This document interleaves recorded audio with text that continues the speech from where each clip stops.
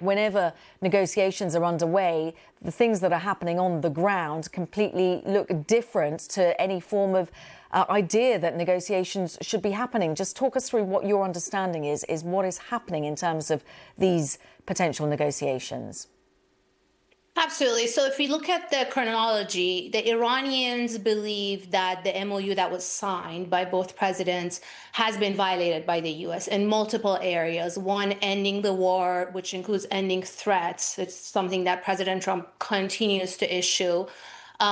Doing coordination. So Iran has agreed to open the Strait of Hormuz, but what they call safe passage, or as they interpret, innocent passage, which their interpretation is that it has to involve coordination with them. The U.S. is trying to essentially forge open or force open its own path from the Omani side without coordination with Iran. So that's the escalation in Hormuz. And then also in Lebanon. Lebanon was included as part of the first point in the MOU, ending the war on all fronts, including Lebanon. And we know the conflict continues to flare up there, and the Iranians see also that as a violation. And so they're trying to show that they still have a control on Hormuz. It won't be open if it is not with their coordination.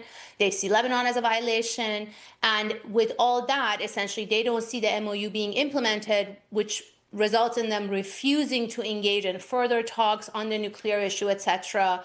And that's where the stalemate is. I don't think the door to diplomacy is closed, but this is where the core of the conflict is.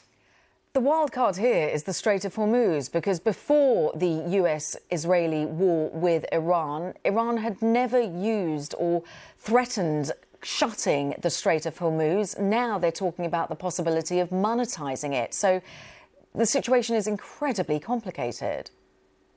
Absolutely. I mean, talk about the war creating new problems in the world that didn't exist before without solving any previous problems. For example, the nuclear program, the nuclear issue. So yes, Iran has this geographic advantage, a strategic advantage over one of the most important waterways in the world that they had never tried to use before. But as a result of this war, this is their newfound leverage. It turned out to pay off really good for them throughout the war.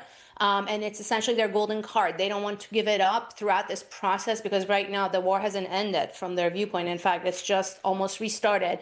And in this period of the ceasefire or negotiations for a peace talk, they don't want to lose that leverage in case the war comes back, which it just did in one step at least. And then also moving forward, even after the war ends, presumably, if a peace deal is reached potentially, they don't want to lose that control, because they feel like that is part of a big part of what their deterrence will look like in the future, to make sure that war doesn't keep coming back even after this round ends. So yes, absolutely. The debate inside Iran is on the details or the tactics and the mechanism of what to do, but there's a major agreement among all factions that Hormuz is not going to go back to its status quo before the war.